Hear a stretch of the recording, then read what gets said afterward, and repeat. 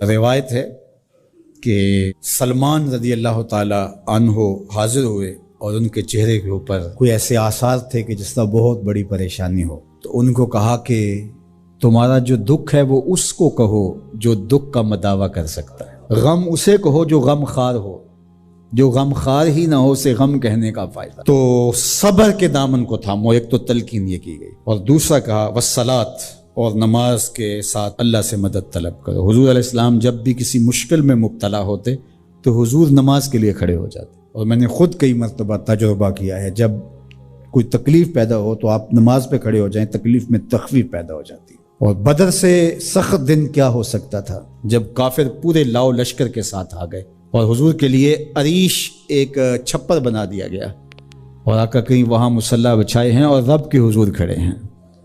مشکل کے وقت جب کوئی سبب نہ رہے تو اس کے حضور آ جاؤ، وہ تمہاری ضرورتوں کا کفیل ہے۔ وَإِنَّهَا لَكَبِيرَةٌ إِلَّا عَلَى الْخَاشِعِينَ، اور یہ بہت بھاری ہے نماز پڑھنا اور صبر کرنا، لیکن جو اللہ کا خوف سینے میں پالنے والے لوگ ہیں، رکھنے والے لوگ ہیں، ان کے لیے مشکل نہیں ہے۔ بچے کو صبح اٹھائیں آپ نماز کے لیے تو وہ اٹھتا ہی نہیں ہے، بار بار کہہ کے اس کو اٹھانا پڑتا ہے، اور اس نے سوات کی سیر کے لیے جانا ہو اور دوستوں کو ٹائم دیا ہو، تہجد کے وقت ہی تیار ہو کے بیٹھ جاتا ہے۔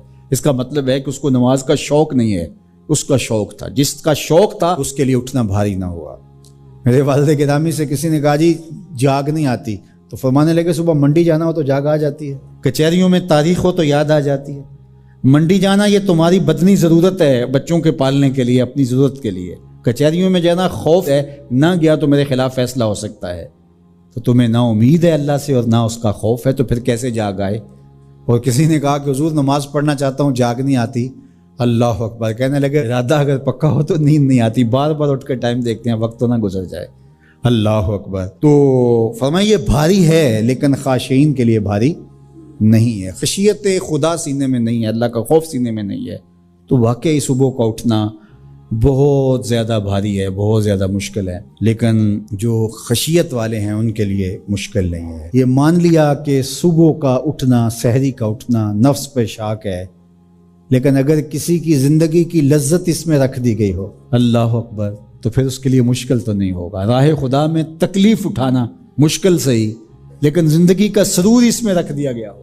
وہ مزہ دیا تڑپ نے میری آرزو ہے یا رب، میرے دونوں پہلوؤں میں دل بے قرار ہوتا۔ بعض اوقات لوگ خامخواہ بے چین ہوتے کہ میں کو پوچھے تمہیں کیا ہے، چہرے کے اوپر جو ہے وہ خشونت سجائے، چہرے کے اوپر جو ہے وہ اداسی سجائے۔ آپ کو صدمہ پہنچے تو بعض اوقات ٹھیک ہے، انسان بے بس ہو جاتا ہے، اس کے چہرے بچھرے سے اس کا ظہور بھی ہوتا ہے، لیکن کچھ ایسی چیزیں جو چھپائی جا سکتی ہیں اس کو چھپائیں۔ ہنس کے پی جا تلخی ایام کو ناصر، غم کے سہنے میں بھی قدرت نے مزہ رکھا ہے، غم برداشت کریں، اندر اتار لیں اس کو، اس کا اجر رکھا گیا ہے، اس کا صلہ بتایا گیا ہے۔ تو ہر چھوٹی چھوٹی بات کو لوگوں سے شیئر کرنا یہ نہیں، ٹھیک ہے کبھی آپ کوئی ایسی بات ہو آپ کر بھی سکتے ہیں، لیکن ہر وقت جو ہے وہ اکتائے ہوئے رہنا اور میں پریشان ہوں، میں پریشان ہوں، میں دکھی ہوں، میں دکھی ہوں، تو کیا وہ دکھ ختم ہو جائے گا؟ لوگ مہندی سجائیں گے تیرے لہو سے، لوگ مہندی سجائیں گے تیرے لہو سے، زخم دل کے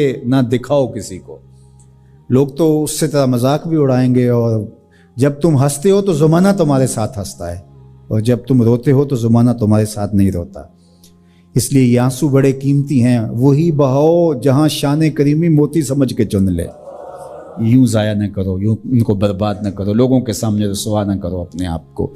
انسان کو دکھ بھی آتے ہیں، بیماریاں بھی آتی ہیں، اپنوں بیگانوں کی طرف سے اس کو تلخیوں کا بھی سامنا کرنا پڑتا ہے، تو اس موقع پر آپ کی زبان کوئی ایسا جملہ نہ کہے جو اللہ کی ناراضگی کا سبب ہو۔ غم تو پہنچتا ہے اور غم سے انسان متاثر بھی ہوتا ہے، یہ تو نہیں ہے کہ تکلیف پہنچے۔